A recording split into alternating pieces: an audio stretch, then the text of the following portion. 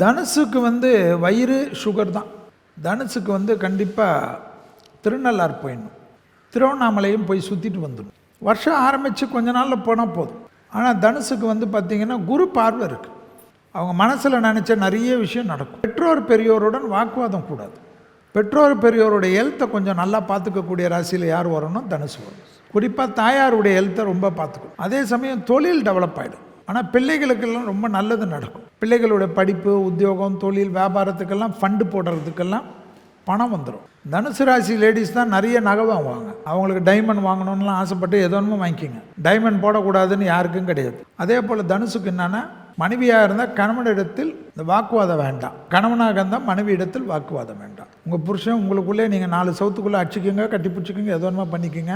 ஆனால் வெளியில் வரைச்சி சிரிச்சுக்கினே வந்துடுங்க. அந்த மூஞ்சை காட்டிக்கின்னு கோபப்படுறது இது மட்டும் கூடவே கூடாது என்பதை தனுசு ராசிக்காரர்கள் கவனத்தில் கொண்டால் போதும். குறைந்த விலை, நிறைந்த தரம், தங்கள் தேவைகள் அனைத்தும் ஒரே இடத்தில். ஜெயச்சந்திரன்.